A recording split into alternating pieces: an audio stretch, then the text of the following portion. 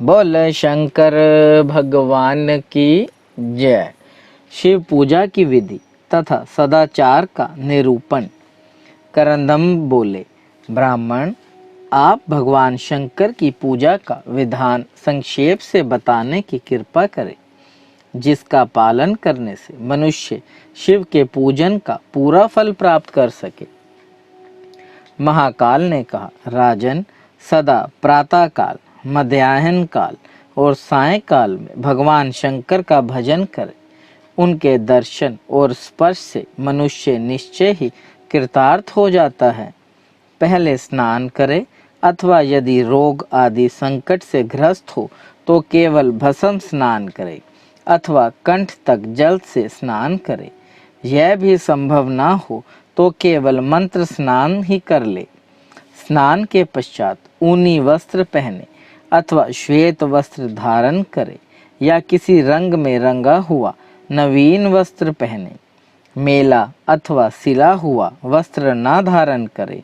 धोत वस्त्र के अतिरिक्त उत्तरी वस्त्र भी धारण करना चाहिए, अन्यथा उसके बिना पूजन निष्फल होता है। जो पुरुष ललाट में, हृदय में और कंधों पर भस्म का त्रिपुंड धारण करके प्रसन्नता पूर्वक महादेव जी की पूजा करता है, वह अल्पकाल में भगवान शिव का दर्शन पाता है। उपासक अपने सब दोषों को मन से निकालकर भगवान शिव के मंदिर में प्रवेश करे। प्रवेश करके पहले महादेव जी को प्रणाम करे। तदनंतर मंदिर के गर्भगृह में प्रवेश करे। फिर हाथ पैर धोकर मन ही भगवान शंकर का चिंतन करे।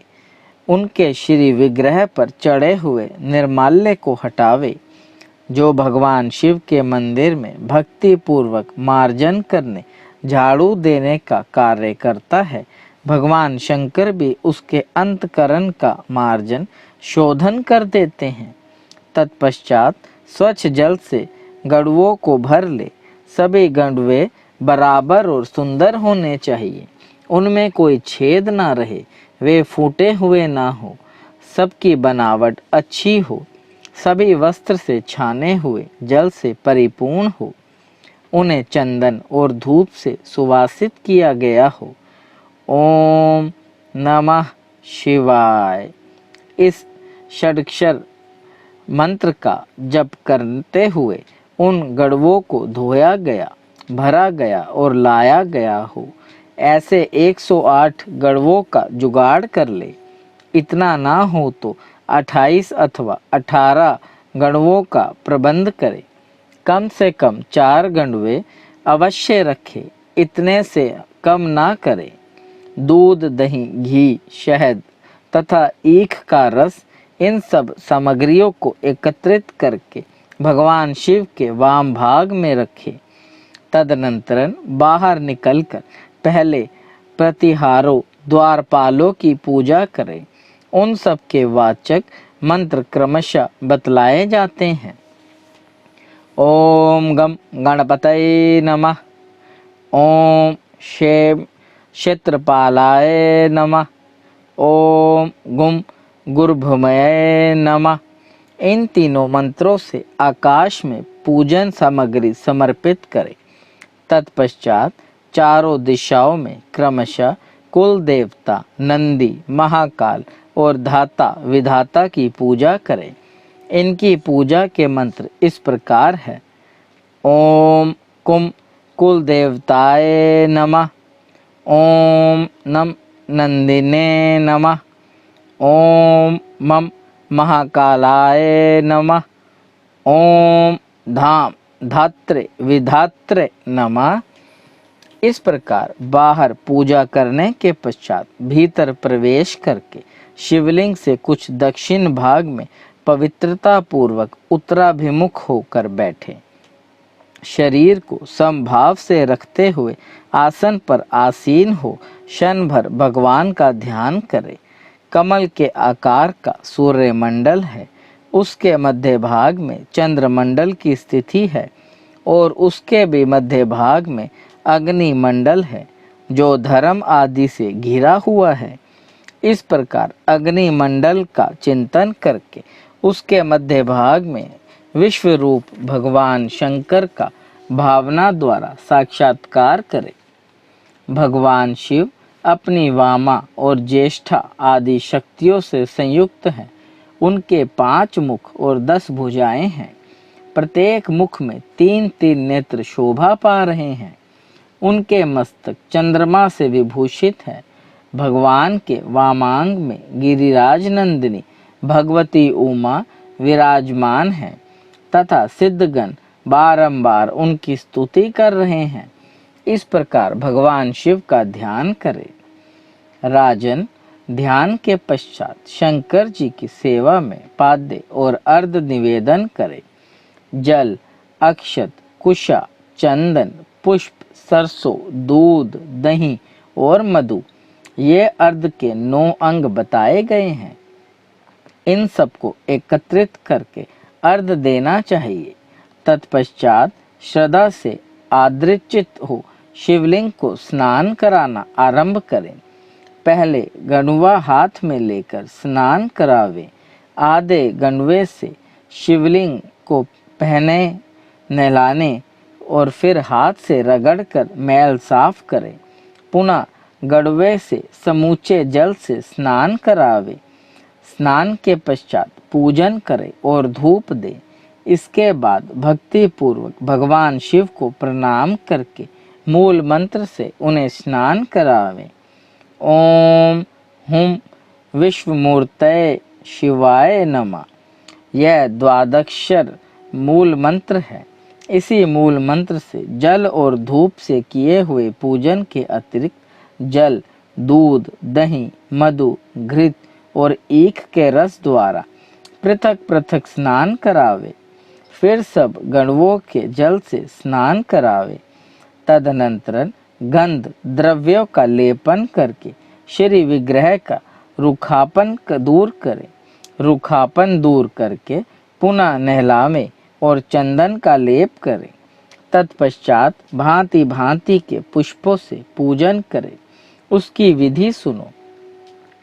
आधार पीठ के अग्नि कोण वाले पाए में ओम धर्माय नमः, इस मंत्र से धर्म की पूजा करें। नेतृत्व कोण वाले पाए में ओम ज्ञानाय नमः, इस मंत्र के द्वारा ज्ञान का पूजन करें। इसी प्रकार वायव्य कोण में ओम वैराग्याय नमः, ईशान कोण वाले पाए में ओम ऐश्वर्याय नमः, पूर्व दिशा वाले पाए में ओम अर्धधर्माय नमः, दक्षिण में ओम अज्ञानाय नमः, पश्चिम में ओम अवैराग्याय नमः, उत्तर में ओम अनेश्वराय नमः। इन मंत्रों द्वारा क्रमशः वैराग्य आदि की पूजा करें। फिर कमल की कनिका में ही अनंत आदि की इन मंत्रों से पूजा करें। ओम अनंताय नमः, ओम पदाय नमः, ओम अर्कमंडलाय नमः, ओम सोममंडलाय नमः, ओम वहीन मंडलाय नमः, ओम वामा ज्येष्ठ द्वीप पंच मंत्र शक्ति भयो नमः, ओम परम प्रकृत्य दिव्य नमः। इसके बाद ईशान, तत्पुरुष, अघोर, वामदेव तथा सगोजात नामक 5 मुखों वाले रुद्र, साध्य, वसु, आदित्य तथा विश्वदेवादि देव स्वरूप, अंडज, स्वदेज, दुद्विज और जरायुज रूप स्थावर जंगम मूर्ति परमेश्वर एवं विश्व मूर्ति शिव का नमस्कार पूर्वक पूजन करें। मंत्र इस प्रकार है। तत्पश्चात इस मंत्र को हम हिंदी में बोलेंगे। ओम त्रिशूल धनु खड़क कपाल कठोरंभय नमः। इस मंत्र से त्रिशूल आदि की पूजा करें।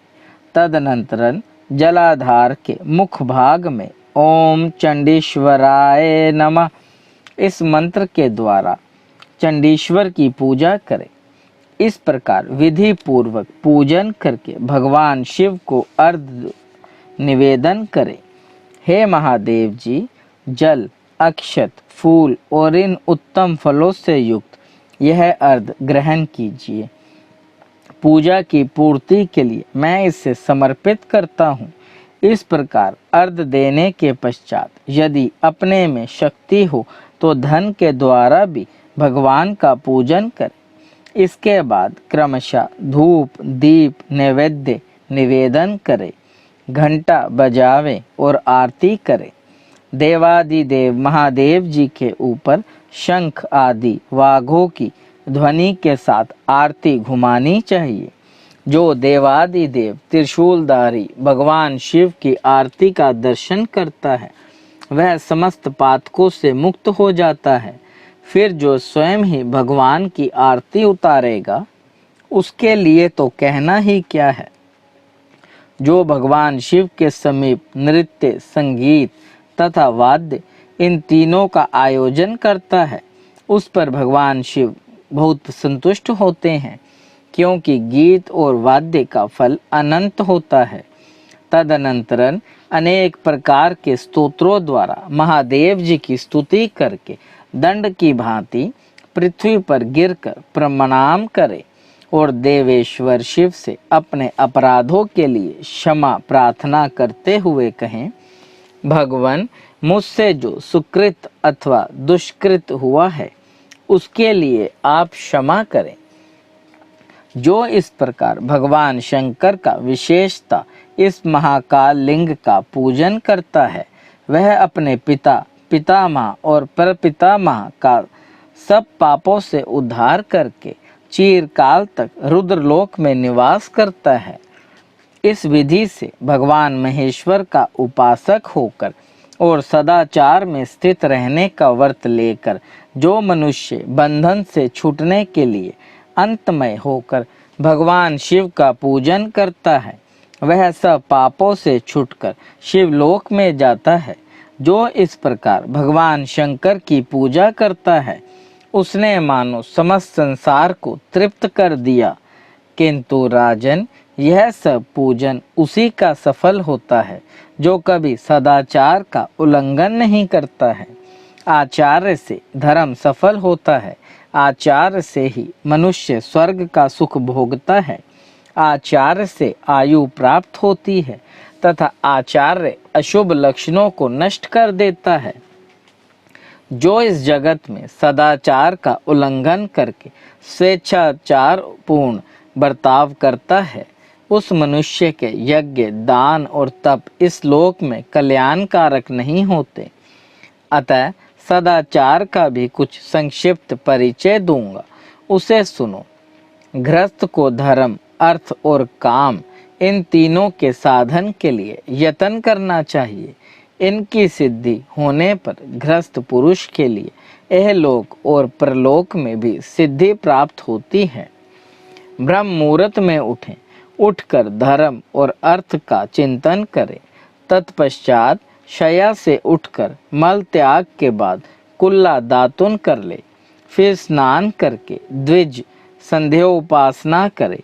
विद्वान द्विज को उचित है कि वह शांति चित्त, संयमी और पवित्र होकर पूर्व संध्या की उपासना उस समय प्रारंभ करें जबकि प्रातःकाल आकाश के तारे अभी कुछ दिखाई देते हों, तथा पश्चिम संध्या सूर्यास्त होने से पहले ही प्रारंभ करें। इस प्रकार न्यायपूर्वक संध्या उपासना करता रहे। आपत्ति काल के सिवा कभी भी संध्या कर्म का परित्याग नहीं करना चाहिए। राजन, झूठ, असत्य, प्रलाप तथा कठोर भाषण सदा के लिए त्याग दे। दुष्ट पुरुषों की सेवा, नास्तिकवाद तथा असत्य शास्त्रों को भी सदा के लिए छोड़ दे। दर्पण में मुंह देखना, दातुन करना, बाल संवारना और देवताओं की पूजा करना, इन सब कार्यों को महर्षियों ने पूर्वाह में करने योग्य बताया है। पलाश की लकड़ी का आसन, खड़ाऊ और दातुन भी वर्जित है। विद्वान पुरुष आसन को पैर से ना खींचे, एक ही साथ जल और अग्नि को ना ले जाए। गुरु, देवता तथा अग्नि के सम्मुख पाँव ना फैलाए। चौराहा, चैत्य वृक्ष, देवालय, सन्यासी, विद्या में बड़े हुए पुरुष, गुरु तथा वृद्धजन, इन सबको अपने दाहिने करके चलना चाहिए। धर्म यज्ञ पुरुषों को आहार, विहार और मैथुन ओट में रहकर ही करना चाहिए। इसी प्रकार अपनी वाणी और बुद्धि की शक्ति, तपस्या, जीविका तथा आयु को अत्यंत गुप्त रखना चाहिए। दिन में उत्तर की ओर मुंह करके मल और मूत्र का त्याग करना चाहिए तथा रात में दक्षिण दिशा की ओर मुंह करके रहना चाहिए। ऐसा करने से आयु नहीं घटती। अग्नि, सूर्य, गौ, वर्तधारी पुरुष, चंद्रमा और जल के सम्मुख तथा संध्या के समय मल मूत्र त्याग करने वाले पुरुष की बुद्धि नष्ट होती है। भोजन, शयन, स्नान, मल मूत्र का त्याग तथा सड़कों पर भ्रमण करने पर दोनों हाथ, दोनों पैर और मुंह, इन पांचों को भली भांति धोकर आचमन करे। नदी में, शमशान भूमि में, राख पर, गोबर पर, जोते बोए हुए खेत में तथा हरी भरी घास वाली भूमि पर मल मूत्र का त्याग ना करें। बुद्धिमान पुरुष कुएं आदि से निकाले हुए जल के द्वारा ही शौच क्रिया करे। जल के भीतर से, देव स्थान से, बाम्बी से और चूहों के स्थान से निकाली हुई तथा शौचाविशिष्ट फेंकी हुई इन 5 प्रकार की मिट्टियों को त्याग दे। विद्वान पुरुष हाथ को उतना ही धोए जितने से मल की गंध और लेप दूर हो जाए। अपने आप को ताड़ना ना दे, दुख में ना डाले, दोनों हाथों से अपना सिर ना खुजलावे, स्त्री की रक्षा करे और प्रति आकारण ईर्ष्या छोड़ दे। भगवान सूर्य को अर्घ दिए बिना कोई कर्म ना करे। प्राणियों से द्रोह न करके मन में भगवान शंकर का चिंतन करते हुए धन का उपार्जन करे। अत्यंत कृपण ना होवे, किसी के प्रति ईर्ष्या ना रखे, कृतघ्न ना होवे, दूसरों से द्रोह पैदा करने वाले कार्य में मन ना लगावे, हाथ पैर से चंचल ना हो, नेत्रों से भी चपलता ना सूचित करे, सरल भाव से रहें, वाणी से अथवा अंगों की चेष्टाओं से भी अपनी चपलता का परिचय ना दे, अशिष्ट पुरुष का संग ना करे, व्यर्थ विवाद और अकारण वैर न करे, साम, दान और भेद, इन 3 उपायों से अपना मनोरथ सिद्ध करें। दंड का आश्रय तो तभी लेना चाहिए जब उसके सिवा दूसरा कोई उपाय ना रह जाए। फटा टूटा आसन, टूटी खाट और फूटे बर्तन को त्याग दे। नृप श्रेष्ठ अग्नि और शिवलिंग, इन दोनों के बीच से ना निकले। 2 अग्नि, 2 ब्राह्मण, पति और पत्नी, सूर्य और चंद्रमा की प्रतिमा तथा भगवान शंकर और नंदिकेश्वर विषभ इनके बीच में होकर ना जाएं, क्योंकि इनके बीच से जाने वाला मनुष्य पाप का भागी होता है। विद्वान पुरुष एक वस्त्र धारण करके ना तो भोजन करे, ना अग्नि में आहुति दे, ना ब्राह्मणों की पूजा करे और ना देवताओं की अर्चना करे। कूटना, पीसना, झाड़ू देना, पानी छानना, रांधना, भोजन करना, सोना, उठना, जाना, छींकना, कार्यारंभ करना, कार्य को समाप्त करना, मुंह से अप्रिय वचन निकल जाना, पीना, सूंघना, स्पर्श करना, सुनना, बोलने की इच्छा करना, मैथुन करना तथा शौच करना, इन 20 कार्यों के होते या करते समय जो सदा भगवान शंकर का स्मरण करता है उसी को शिव भक्त जानना चाहिए। शेष दूसरे लोग नाम मात्र के शिव भक्त कहे गए हैं। शिवजी जी को प्रत्येक कार्य में स्मरण करने वाला वह शिव भक्त निश्चय ही शिव स्वरूप होकर अंत में शिव को ही प्राप्त होता है। विद्वान पुरुष पराई स्त्री से बातचीत न करे। यदि कभी आवश्यकतावश उनसे वार्तालाप करे तो माताजी, बहन जी, बेटी अथवा आर्य इन प्रकार संबोधन करके बोले। हाथ और मुंह झूठे हों तो कोई बात ना करे और ना किसी वस्तु का स्पर्श ही करे। उच्चिष्ट दशा में सूर्य, चंद्रमा, तारे, देवता और अपने मस्तक की ओर देखना भी मना है। बहन, बेटी अथवा माता के साथ भी एकांत में ना बैठे, क्योंकि इंद्रिय समुदाय दुर्जय होता है। उनसे विद्वान पुरुष भी मोह में पड़ जाते हैं। यदि गुरुदेव घर पर आ जाएं, तो उनके लिए स्वयं उठकर यत्न पूर्वक आसन की व्यवस्था करें और चरणों में मस्तक रखकर प्रणाम करें। विद्वान मनुष्य उत्तर और पश्चिम की ओर सिर करके कभी ना सोवें। सिराने की ओर दक्षिण दिशा अथवा पूर्व दिशा को रखकर शयन करना चाहिए। रजस्वला स्त्री का दर्शन स्पर्श ना करे, उसके साथ बातचीत भी नहीं करनी चाहिए। जल के भीतर मल मूत्र और मैथुन न करे। भगवान शिव के भक्त को चाहिए कि वह अपने वैभव के अनुसार देवता, मनुष्य, ऋषि तथा पितरों को उनका भाग समर्पित करके शेष अन्न का स्वयं भोजन करे। पवित्र हो आचमन करके पूर्व या उत्तर की ओर मुंह करके दोनों हाथों में घुटनों के भीतर रखकर मौन भाव से भोजन करे।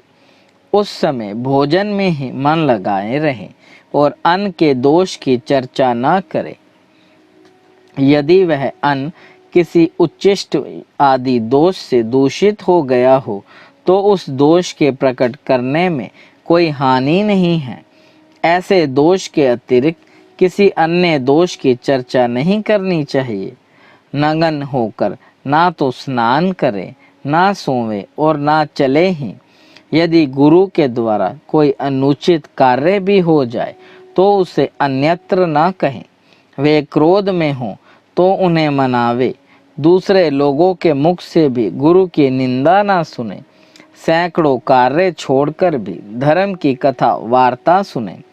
प्रतिदिन धर्म चर्चा श्रवण करने वाला मनुष्य अपने अंतकरण को उसी प्रकार शुद्ध कर लेता है जैसे नित्य प्रति झाड़ू देने अथवा सफाई करने से घर और दर्पण स्वच्छ हो जाते हैं। सायंकाल और प्रातःकाल अतिथि की पूजा करके भोजन करना चाहिए। दोनों संध्यायोग के समय सोना, पढ़ना और भोजन करना निषिद्ध है। संध्या काल में मोहवश भोजन करने वाला मनुष्य शराबी के तुल्य माना जाता है। स्नान करके मनुष्य अपने बालों को न फटकारे। मार्ग में छींकने और थूकने पर अपने दाहिने कान का स्पर्श करे और मन ही मन समस्त प्राणियों से इस अपराध के लिए क्षमा मांगे। नील का रगा हुआ वस्त्र ना पहने। कपड़े को उल्टा करके ना पहने। मलिन वस्त्र त्याज्य है तथा जिसके कोर या किनारा ना हो ऐसा वस्त्र भी धारण करने योग्य नहीं है। हाथ, मुंह और दोनों पैर धोकर आसन पर बैठे। दोनों हाथ घुटनों के भीतर रखकर 3 बार आचमन करें। 2 बार मुंह पोंछे, फिर जल से मुंह, आँख, कान, नाक और अपने मस्तक का स्पर्श करें। पुनः 2 बार आचमन करके सब कर्म करें। छींक और थूक आने पर दांत में अन्न आदि रखे रहने पर तथा पतितों के साथ बातचीत करने पर अवश्य आचमन करना चाहिए। विद्वान पुरुष को सदा तीनों वेदों का स्वाध्याय रखना चाहिए तथा धर्म पूर्वक धन का उपार्जन करके आत्म कल्याण के लिए यत्न पूर्वक भगवान का यजन करना चाहिए। बुद्धिमान पुरुष को उचित है कि वह नीच श्रेणी के मनुष्यों के लिए भी कभी अनादर सूचक तू का प्रयोग न करे। गुरुजनों के लिए तू कह देना या उनका वध कर डालना दोनों बराबर हैं। सत्य बोलें, मित्र भाव से रहें, सदा ऐसी बात बोले जो दूसरों को सांत्वना देने वाली हो, परलोक में जो हितकर हो। उसी कार्य में गंभीर बुद्धि वाले पुरुषों को अपना शरीर और मन लगाना चाहिए। स्वच्छ इंद्रियों वाले पुरुषों को तीर्थ स्थान, उपवास, व्रत, सतपात्र को दिए गए दान, होम, जप, यज्ञ, शिव पूजा तथा देवताओं की विशेष पूजा आदि के द्वारा सदा अपने अंतकरण का शोधन करना चाहिए। राजन, जिस कार्य को करते समय अपने आत्मा को घृणा ना हो तथा जो महात्मा पुरुष के लिए गोपनीय, छिपाने योग्य ना हो, वह कार्य अनासक्त भाव से अवश्य करना चाहिए। यह मैंने तुमसे संक्षिप्त रूप में सदाचार का किंचन मात्र वर्णन किया है। शेष बातें तुम्हें स्मृतियों और पुराणों से सुननी चाहिए। इस प्रकार भगवान शिव के प्रति के लिए धर्माचरण करने वाले सद्गृहस्थ को इहलोक में धर्म, अर्थ और काम की प्राप्ति होकर प्रलोक में उसका परम कल्याण होता है।